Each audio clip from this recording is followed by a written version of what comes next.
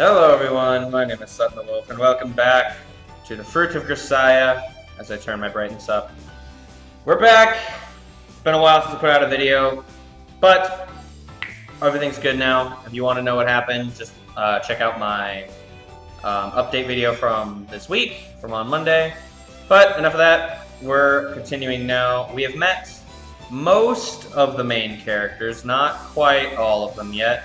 But we're apparently starting first day of our class, I guess, as a transfer student. Alright. Morning. Good morning.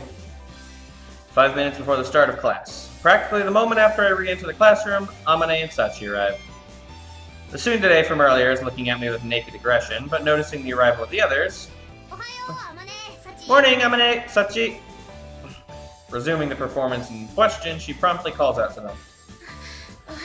Good morning to you, Michiru-sama. Ah! The instant her greeting has returned, Michiru runs over noisily and shakes her hands in front of Sachi. Is something the matter? Sachi, I thought I asked you to quit it with that. The Michiru-sama thing, I mean. But you said I absolutely had to address you this way, Michiru-sama. That was just a joke. Could we try to format and re-enter that data just this once, maybe? Please? Michiru, while glancing over in my direction for some reason, desperately entreats Sachi. Amane, leaning on a desk, seems to be occupied with trying to hold in her laughter. But I was told absolutely, so I was only... Oh, jeez. Don't cry, don't cry! Hold on a second. This is in order!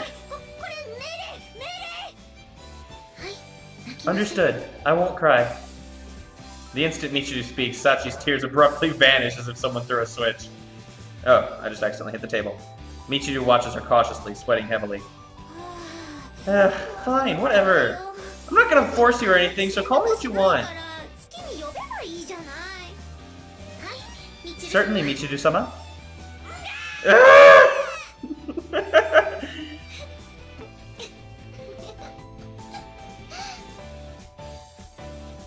Michiru staggers her way back to her seat, with all the vitality of a limp rag.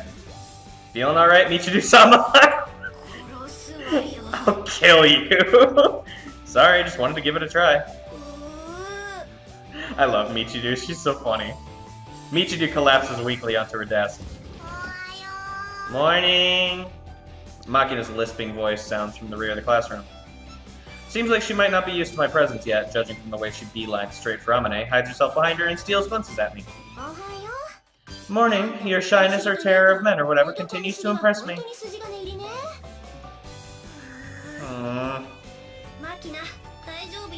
Makina, it's alright. He might be a bit of a pain in the neck, but this guy doesn't seem like a shady character or anything.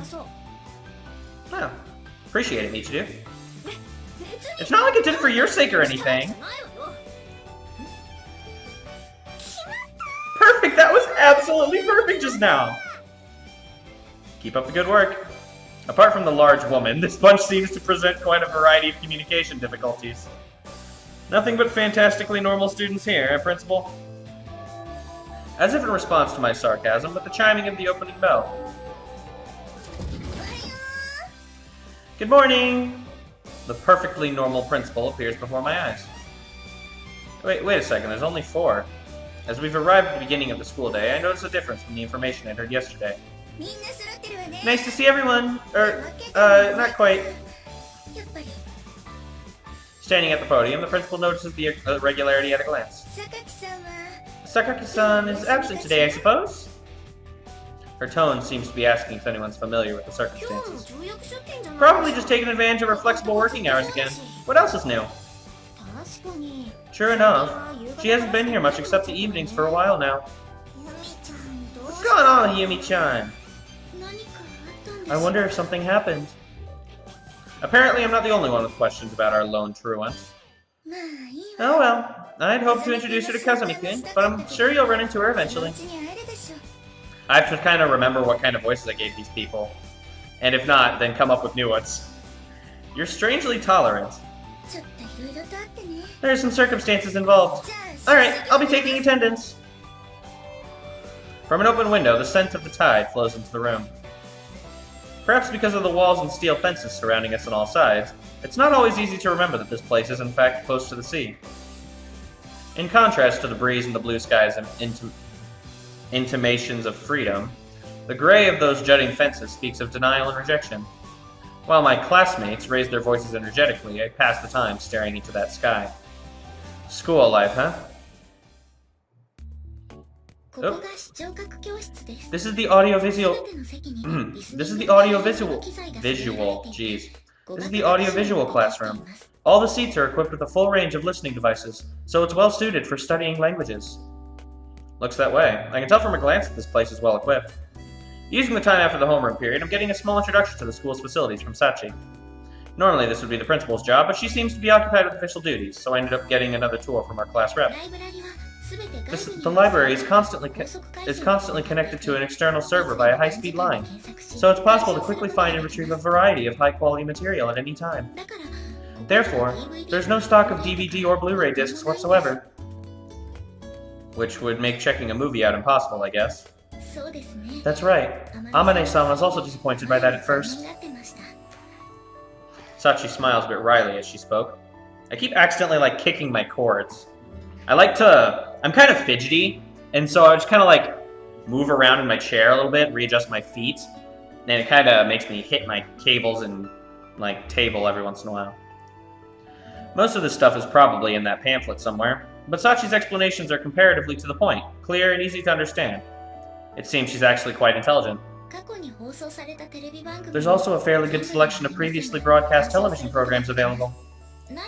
If you can't find what you're looking for, you can submit an application, and if approved, they'll add it to the server. Huh, looks like they weren't that sloppy on the casting after all. Huh? What show are you talking about? The school drama currently being broadcast. Nice, dude. That kind of went over her head. I assume he means the entire game, and Sachi being the class rep. That concludes the tour. Having completed a general review of the school's facilities, Sachi's explanation comes to an end. Thanks, it was a big help. Not at all. This is my responsibility as a class rep, after all. I guess so. More importantly, Kazami-san, are you not leaving yet? Yeah, there's still a classmate I haven't met yet, after all. Ah, I suppose so.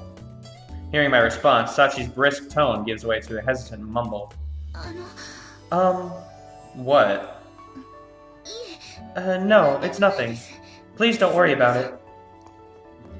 After a brisk bow, she quickly runs off down the hallway. Did I trigger a death flag just now?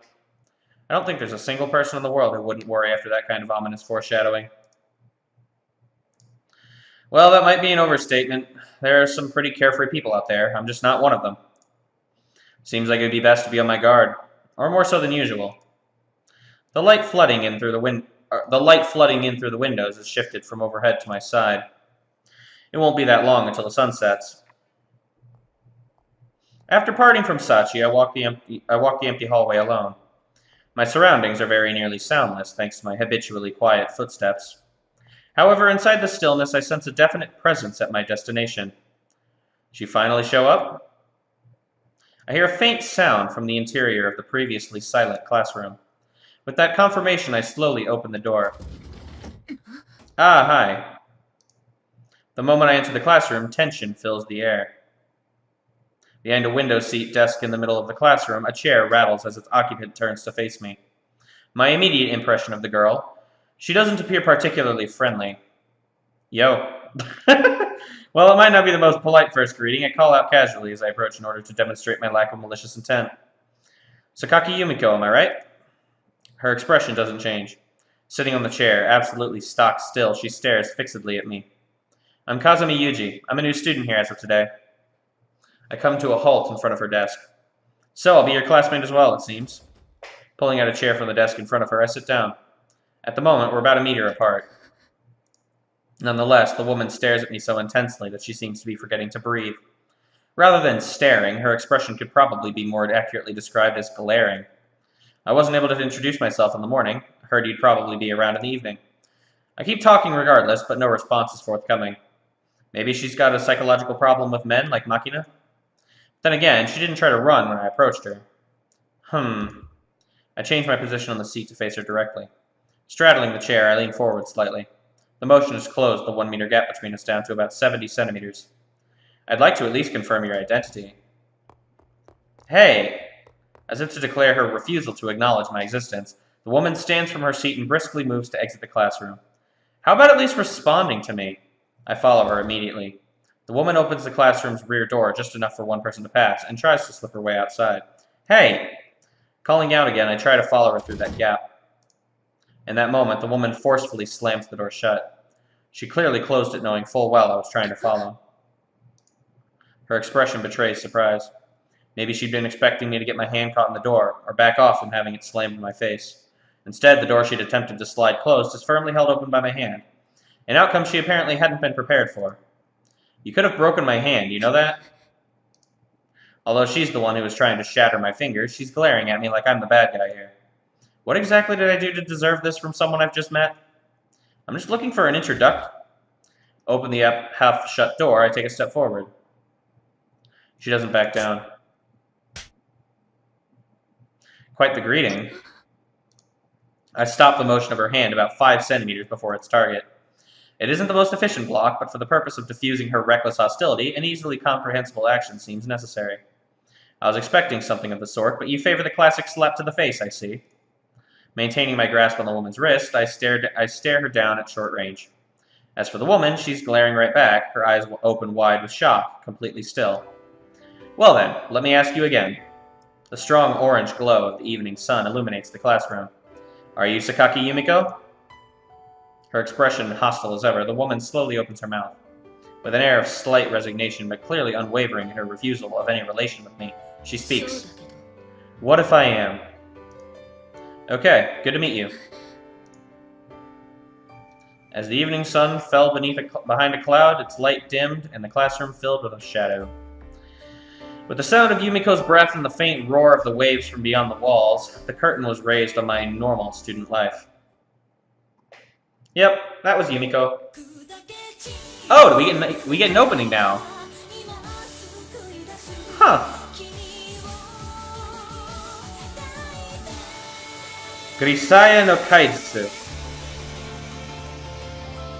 Huh. How's this opening compare to that of the anime? It's certainly different. The World Tree of Grisaia. The name of the gray tree is Grisaia. They are fruits of the... Oh, I didn't see that.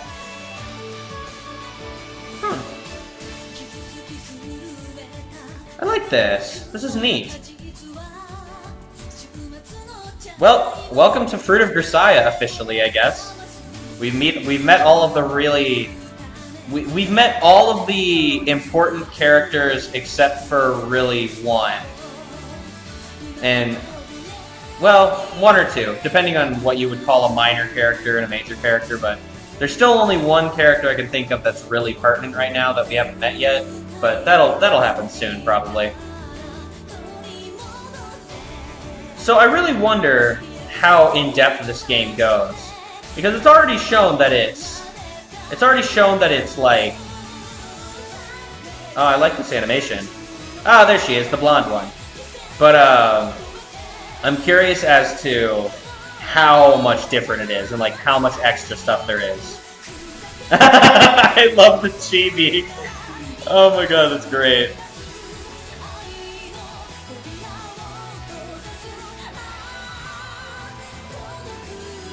Le fruit de la Grisaia. Oh, that was nice how they had like little animated bits in there. That was nice. I like that. That was a pretty good intro. Not bad. We'll keep going. It's only been about 15 minutes. The period of the school day before classes begin is fundamentally blank, meaningless time. They say it's always best to arrive 20 minutes early, but preparing for class takes 60 seconds at most. After that, there's not much to do other than wander around awkwardly. Still, I've always imagined school life as a fairly relaxed experience. A part of me was actually wondering if a little aimless downtime might be enjoyable in its way. In its way, maybe that's supposed to say in its own way, but I'm not entirely sure. But unfortunately... What, again? That slightly pitiful fantasy was shattered all too quickly. Of course, I am not going to break a sweat from any attack of Yumiko's, but being slashed at with a blade isn't the kind of pleasant breather I had in mind. How do you dodge that? I guess she had thought it a particularly well-timed attack, judging from the shocked gaze she's directing at me as she catches her breath. Of course, given that conspicuous clicking sound and her painfully audible footsteps, she might as well have been screaming, "Here I come," but time moves at half speed in my immediate vicinity. Giving a straight answer would be a pain, so I pull something out of my ass. Huh? No way. Yeah, I'm just screwing with you. Make a fool of me, will you? You'll pay for that. Maybe it's just me, but I think trying to stab your classmate is somewhat worse. It's not a crime until you actually get stabbed. This woman's copy of the criminal code seems to be missing the page of attempted murder. But judging from the way she momentarily bought my nonsense, she's unexpectedly airheaded. Maybe a bit naive would be the nicer way to put it. You'd better remember my face. There's only 6 of us here. It would be harder to forget. You're making a fool of me again. That's not what I meant. Still glaring in my direction, Yumiko retracts the blade of her box cutter and, snorting in displeasure, leaves with a flutter of her skirt. Didn't take long for you to land yourself in a mess, Yuji-kun. When I return to the classroom, Amane strikes up a conversation. I guess the story of the knife assault in question has already spread around the classroom, as my problem with Yumiko seems to be common knowledge. It's not like she's doing me any harm, but I can't say I'm enjoying this. In our first encounter, I approached the stubbornly silent Yumiko in the physical sense. The outcome was her initial act of rejection. In part, that might have been the result of my own heightened awareness. Sachi's heavy-handed foreshadowing put me on guard, and I have a tendency not to trust someone I'm meeting for the first time. At that time, while I certainly felt animosity from her, it wasn't so intense as to discourage me from approaching. However, from our second encounter on, Yumiko bared open hostility towards me. What's worse, apparently having come to the conclusion that she wasn't a match for me barehanded, she's been swinging around a box cutter of all things. According to Amane, it seems that Yumiko has something of a habit of brandishing retractable knives at people. Of course, her goal is usually more intimidation than anything else, but speaking as the target this time, I can sense there's a part of her that's seriously trying to stab me. It's not the best feeling in the world. Maybe she's recognized you as her rival? She does threaten us with her cutter sometimes, but she never slashes at us for real like that. I'd really prefer to avoid that kind of recognition. It's your own fault for approaching her all of a sudden. Didn't you realize it when you got near? She's got that glaringly obvious barrier around her personal space. Didn't notice. You look pretty strong, Yuji-kun, but that thick-headedness might prove fatal. I'm pretty perceptive when my life's in danger, but I don't really feel that level of threat from Yumiko. Yuji-kun, I'm not feeling confident about your future love life. My master did say I was exceptionally unskilled in that department. Master? At any rate, I want to do something about Yumiko's aggressive rejection of me. For that purpose, I'll need to talk to someone familiar with her circumstances. Alright, we're beginning homeroom! With the attendance book in her hand as usual, our carefree principal appears. I guess Chizuru is the only one I can ask. I like this music. It's like chill. I like the casual vibe I get from this. In conclusion, Yumiko seems to hate me with a passion. Putting Sakaki-san aside, I think I can understand why someone might hate you. Oh, let's hear it then. Oh, yourself! I couldn't think of anyone else to ask, and you've probably got the free time anyway. Bad enough you barge into my office. Did you really need to insult me to my face as well? I only said what I was thinking. Was I wrong? Of course you were! More or less. Got it. In deference to your feelings, no matter how much I think you're lazing around, I'll keep it quietly buried in my heart from now on. Good enough? Going out of your way to tell me that is just going to make me worry about it every time we talk. What do you want from me? Spare me the vague complaints. What's your pleasure? And he wonders why people hate him. Do you have an idea? Just forget it. As for the answer to your original question, Principal, cup in hand, lowers herself across from the sofa I'm reclining on. Sakaki-san has been a student of the Academy since it was founded. Ooh, I like that pose. Nice pose, Chizuru. This place just opened recently, right? Fairly recently. It was established just about a year ago. She's been here since then. I see. What does that have to do with her rejecting me? Before responding to my question, she takes a sip of coffee from the cup in her hand. It's frightening to have an intruder enter your territory. Frightening? Absolutely. Until now, there'd only been people she could understand here. And now there's a suspicious member of the opposite sex approaching her. Principal Tachibana takes a pen in her empty hand and jabs it towards me, emphasizing her point. Therefore, she's trying to eliminate that intruder, I would think. I mean, that's kind of not okay. Hazing, is it? A bit of bullying comes with being a fresh recruit, but I didn't expect the same here. If this is bullying, I don't think I've ever seen a stranger case. Apparently unconvinced by the idea of Sakaki stealing my lunch money, Principal Tachibana hides a snort of laughter behind her hand. Although it's certainly amusing, considering the balance of our physical strength, I don't see how I can manage a decent student life at this rate. I'm honored to have provided a moment of amusement for our perpetually overworked principal, but I came here hoping to have a path towards overcoming this challenge illuminated by your educational guidance. Feels more like you came here to bully me.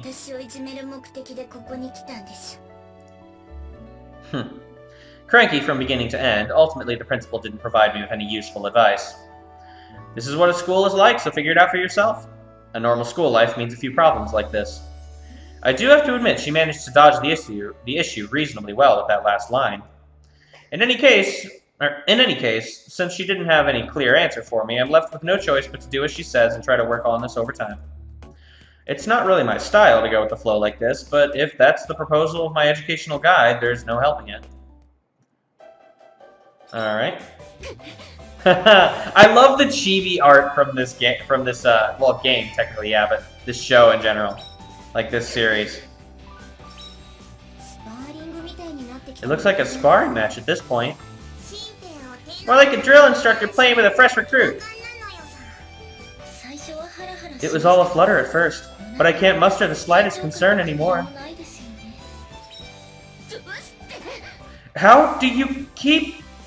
The result of going with the flow, Yumiko's attacks have been continuing without any particular change to date. It's Yuji's fault for playing along. Look, could you quit it already? Shut up! Her movement's thrown off by my sudden sidestep. Yumiko staggers forward steadily. She tries desperately to regain her balance, resulting in a ridiculous pose in strong contrast with her usual haughty demeanor. Michiru lets out an involuntary giggle at the spectacle. She's instantly pierced by Yumiko's furious glare. Sorry! What a wimp! Ignoring Michiru as she cowers behind her desk. Yumiko storms out of the classroom in a towering rage. There she goes. It feels like we've been watching reruns for a while now. So scary. What's with that glare? I can't even move when she does that.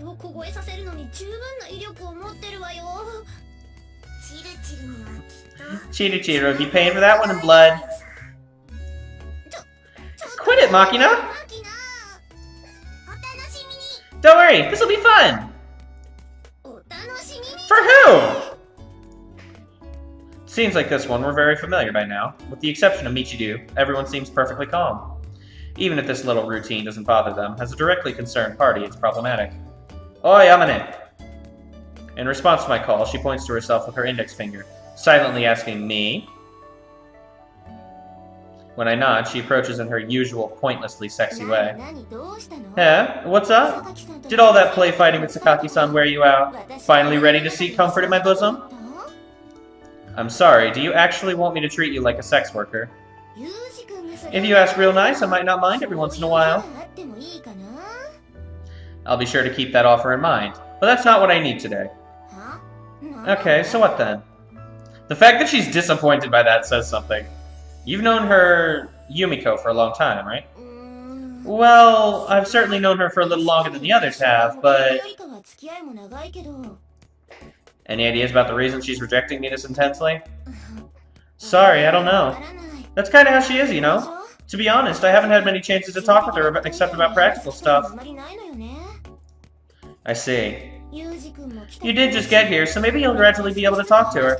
But at the moment, I'm practically still at the default state with her myself. Certainly, Yumiko hardly seems the type to open up and reveal herself to someone just because they've known each other a while. I guess I'll have to find a solution myself after all. Thanks anyway. Let me know if anything comes to mind. With those words, I move to exit the classroom. If Yumiko's rejection continues to take this form, I'll have no choice but to ask the principal's advice again. At the moment I open the door and prepare to leave, maybe she doesn't see you as one of us. I stop at the sound of Amane's voice. Eh? Yuji-kun, you came here from the outside. She might be thinking of you as an intruder because of that. She's saying the same things as the principal, huh? Does it feel that way to you as well, Amane? Not at all. I'm your fervent supporter, Yuji-kun. It's a little hard to take that seriously given the flow of this conversation. I think the war might end if you make her think of you as one of us. I'm satisfied with that voice for Amane. I return to the dorm and wander the hallways without any particular objective. Compared to shutting myself up alone in my room, it's easier to gather my thoughts. It's hard enough to try and find a voice for a character, especially because like my voice is kind of, I don't know, my voice is very like one-dimensional. It's not monotone, but like it's kind of hard for me to make other voices because my voice is kind of deep and like piercing. So it's kind of hard for me to alter it. But it's hard enough to make voices, let alone like make alternate speech patterns for characters and like different intonations of words. That's really difficult. One of the group, huh? I recall Amane's parting words. It's easy for her to say, but actually getting that island of a human being to recognize me as a friend seems next to impossible. First of all, we're not even on speaking terms yet. Oh, this late already? The sun is sinking below the window frame, casting shadows along the hall. About time for me to return to my room. Guess I'll try talking to her tomorrow. I scratch my head as I turn towards my bedroom.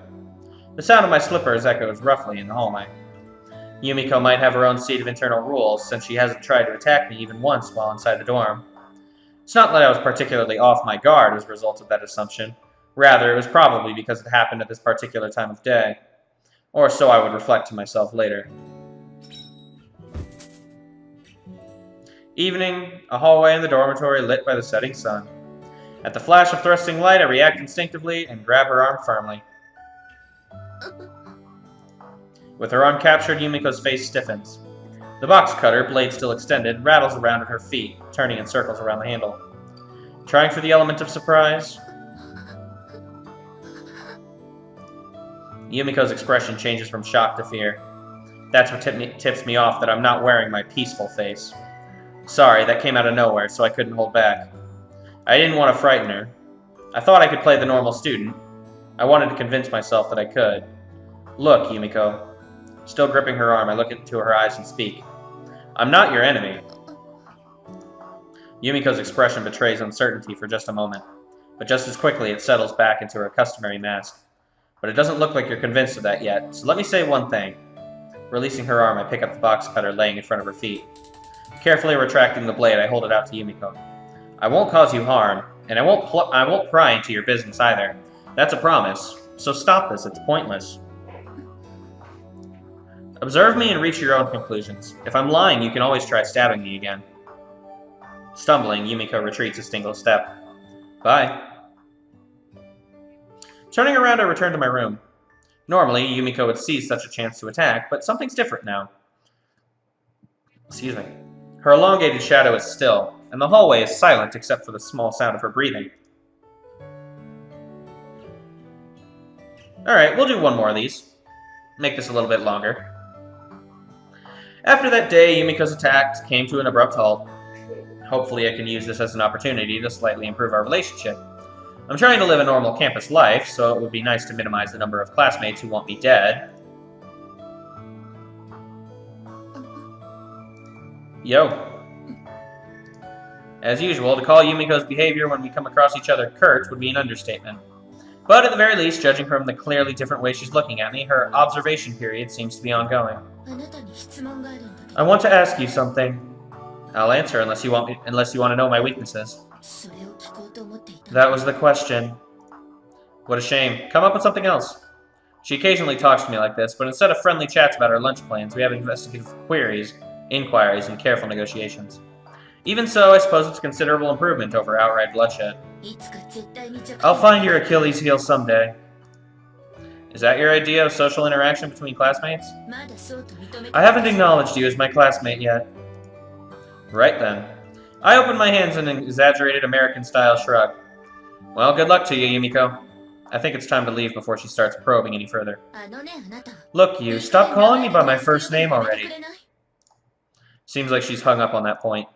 After those events, I've been intentionally addressing Yumiko by her first name. The family name would actually be more appropriate here, but I've got a bit of reason for doing this. Says the woman who's never referred to me as anything but you. Even so, that doesn't mean you get to start addressing me however you please. So you're saying as classmates we should both use last names?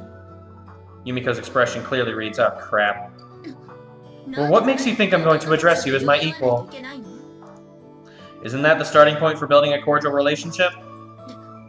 Even so. Alright, in that case I'll take our friendship to the next level by making up a pleasant nickname for you. Not to worry, you can do the same for... It might be a little early for that, so I propose starting with last names.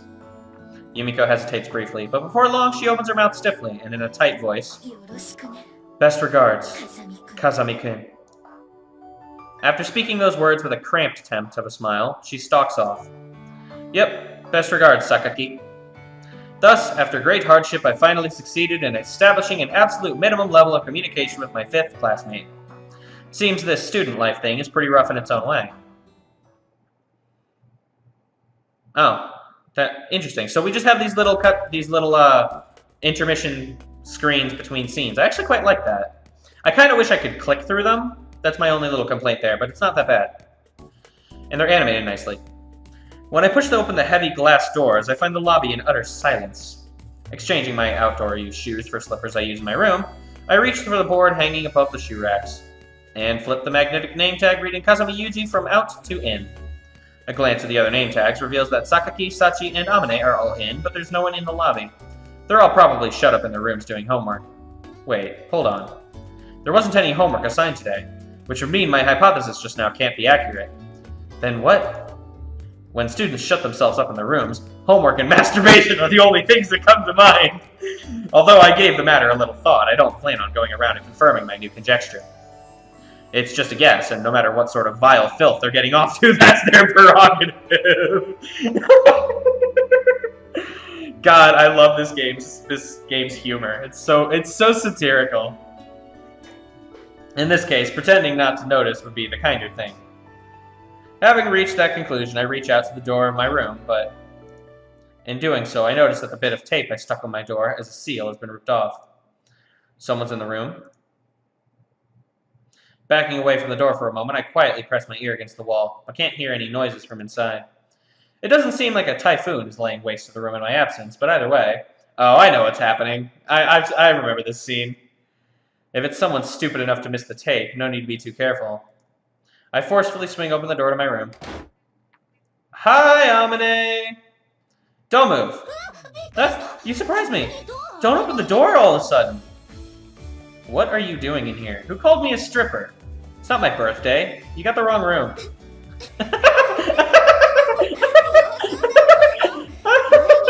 Oh, that's a new one. At your previous school, was a stripper in your dorm room the standard birthday surprise? What? It's just Amane. Why are you in my room? Why, you ask? I change clothes in this room pretty frequently. Amane points to a large overnight bag lying on the floor, presumably containing her spare clothes. Get a look at that real quick, just to, you know, for reasons. This room is the only one with this large refrigerator. When I make a shopping trip or whatever, I always use the fridge in here. Why are you half naked? Because you burst in here all of a sudden while I was changing clothes.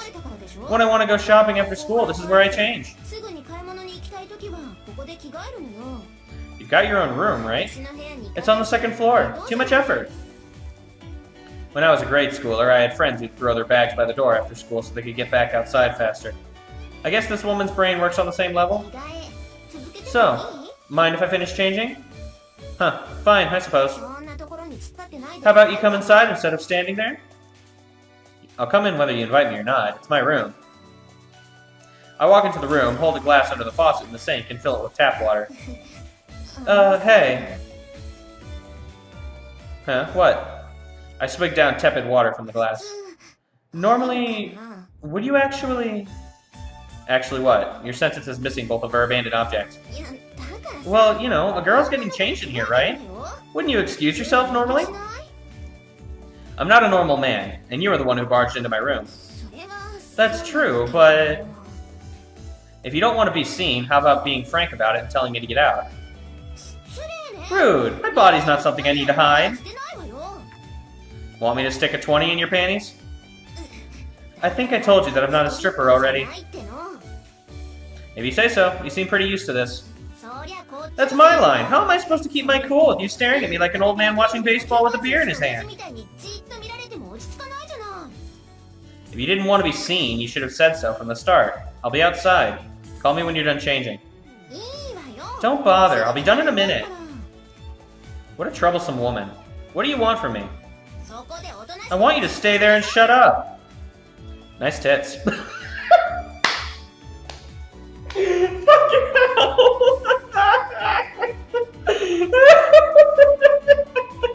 Oh, god damn it. That's great. That's so great.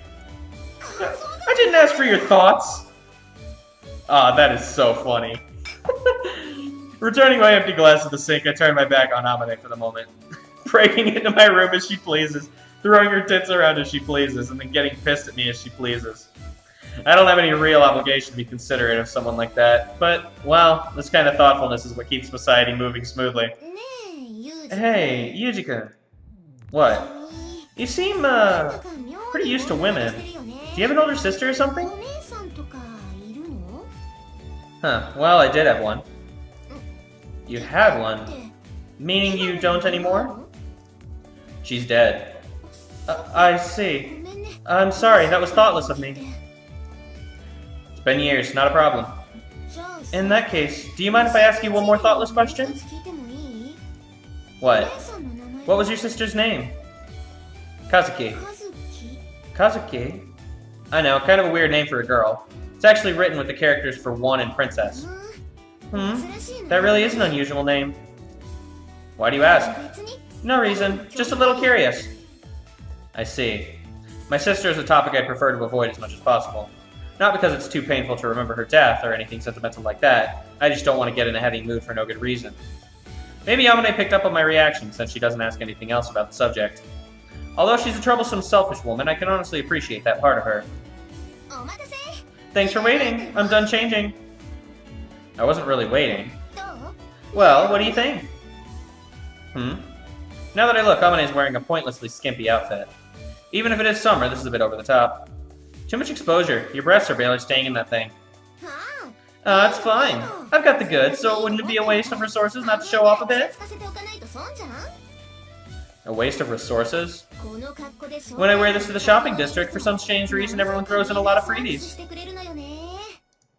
Ah, this woman's trying to disrupt the economy of the shopping district via her tits? What's "ah" supposed to mean? Nothing at all. If you're done, hurry and go. The dirty old men at the shopping district are clutching their 20s in anticipation. God, I love Yuji. God, he's so funny. Right, you are. Let's go then. As she speaks, Amane grabs my arm like a border patrol agent seizing an illegal immigrant from Mexico. Ooh. Little too close to home there, bud. What are you trying to pull? Get off. Come on, let's go shopping together. Why do I have to come? I'm buying 10 kilos of rice today, so you're going to help me carry it. Even if you don't rope me into this, with that huge body, 10 kilos shouldn't be an issue. Or so I thought, but courteously didn't put into words. We are dealing with a woman here, technically speaking. Ouch. In the first place, she's only large for a woman. I'm 8 or 9 centimeters taller.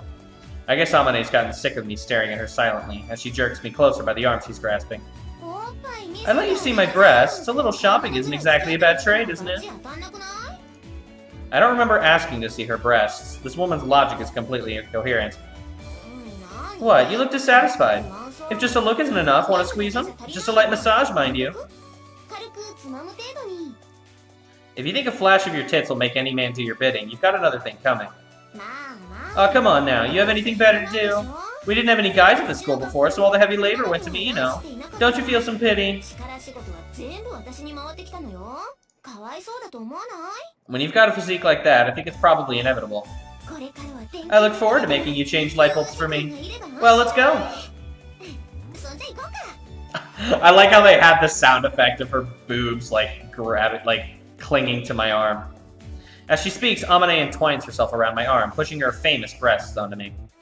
Hey. You might not guess it, but I'm the daughter of an old-school respectable family. By all rights, the price for seeing me naked would be a shotgun wedding.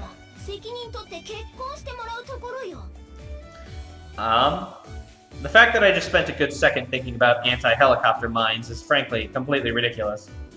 But the word has been seeming like an extremely ridiculous place for me. The world has been seeming like an extremely ridiculous place recently. No point getting too down on myself. Fine, you just need me to carry the rice, right?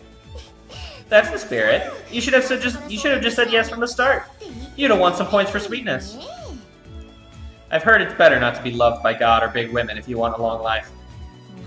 From who? Just a joke. Let's get going already. Hey, geez, wait up. Let go of my arm. I don't need you clinging all over me. It's stifling. You know you like it. What's this?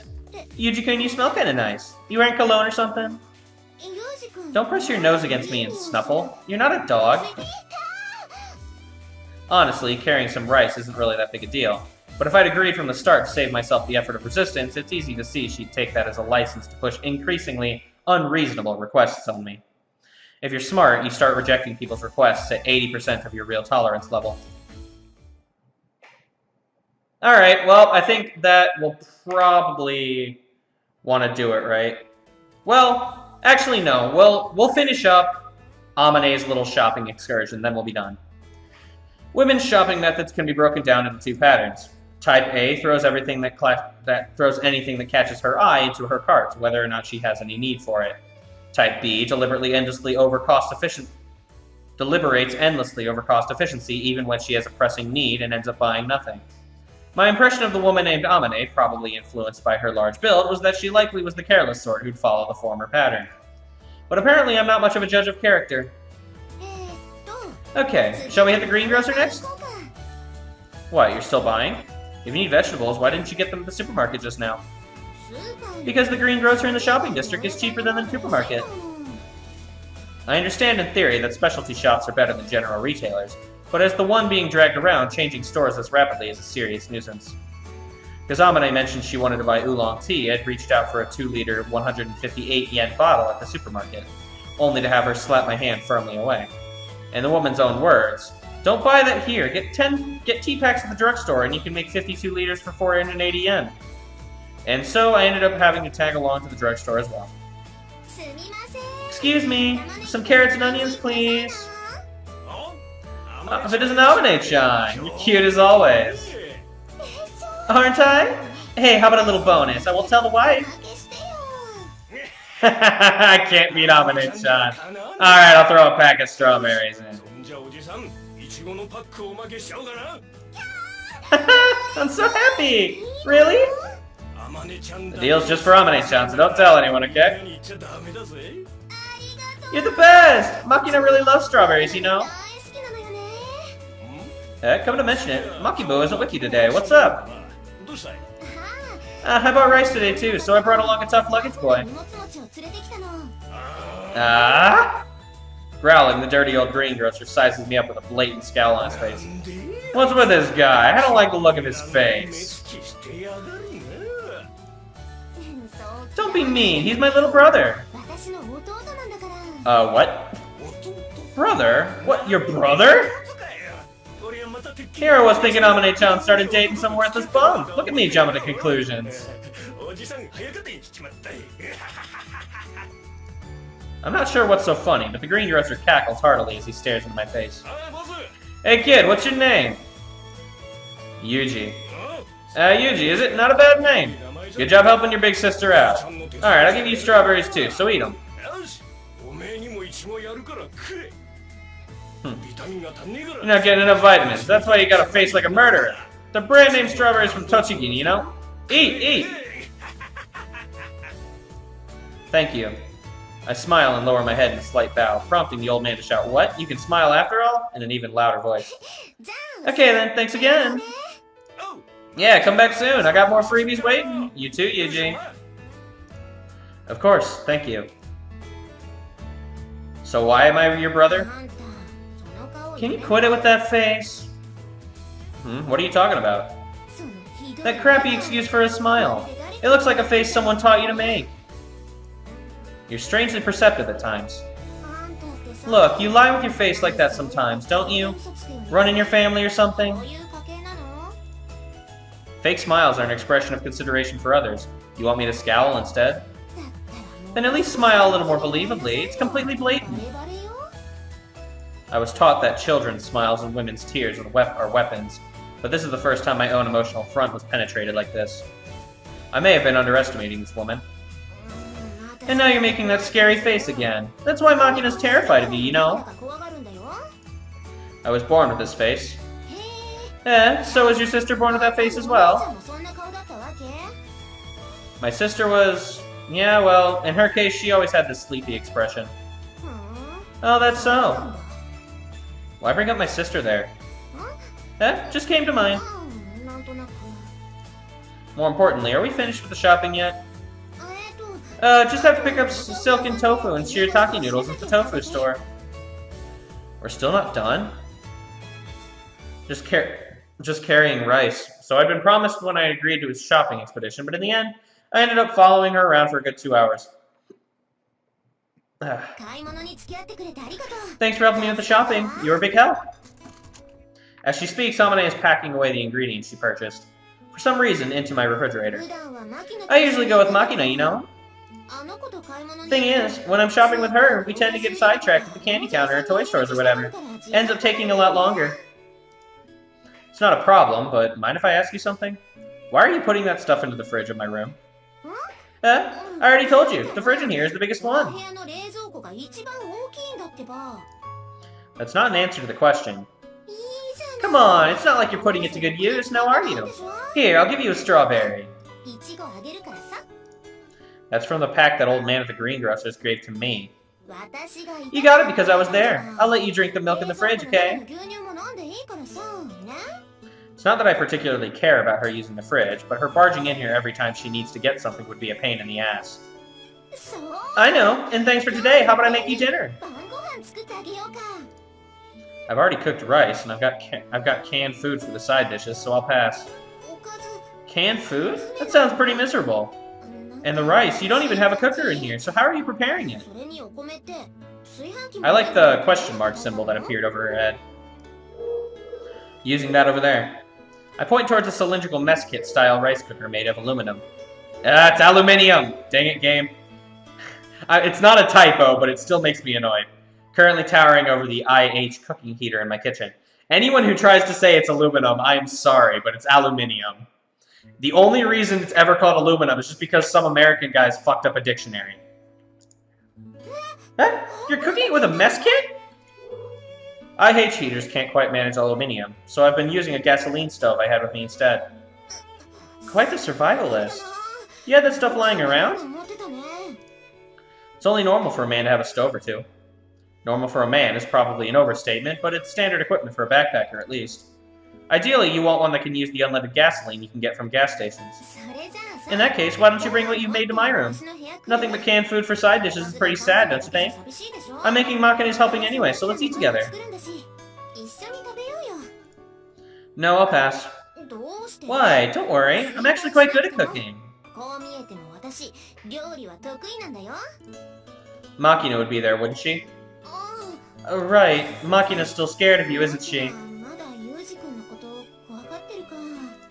Exactly. I think it'd be better if I wasn't there. How about using this as a chance to become friends?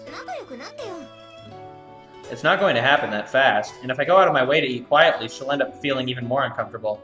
I'll pass after all. Well, I guess I'll give up on tonight, but once Machina warms up to you, I can make you dinner whenever you want. You telling me to become friends with her in exchange for food? That's not what I meant, but I really would like you to get along with her. She's actually terrible at getting to know people, so maybe you could start the conversation, Yuji-kun? I don't have anything against her, and I don't want to be on hostile terms, so I'll try to talk to her. But I'm not going to guarantee that it's going to improve things. My personality being what it is. Picking up on the words I've left unspoken, Amane answers that's good enough with a smile. Well, thanks for today! As soon as the words are out of her mouth, she briskly walks out the door, but... hey, wait, you forgot! The overnight bag packed with her spare clothes is still lying in the center of the room. That woman, she isn't planning to change in my room again, is she? More to the point, I'm sure I locked this door when I left this morning. How did she even get in here? There aren't any signs of damage to the lock, and I can't imagine she's got a secret talent for lockpicking. Does she have a spare key or something? Suo Amane. The creatures known as large women are mostly careless, but weirdly attentive to certain details. They possess an... Okay, I was gonna say, it was weird that Nathan's thing covered the weird thing. Okay. They possess unusual intuition, as well as pointlessly large breasts, and on the whole deserve to be handled with caution. Okay, now I think we'll be done. That's about 50 minutes, but... Alright. Well, that's going to do it for this episode today, guys. I am adoring this game. I love the story, I love the characters, and I love the humor involved in it. It's nice to have a protagonist that's not just like... He's hopelessly dense in his own way, but he's also not, and he's just really sarcastic and funny. But anyways, I really like this game, and I hope you guys are too. So leave your thoughts down in the comment section down below. I will always read them, and I'll always take into account. And as always, I will see you guys next time for another episode of The Fruit of Grisaia.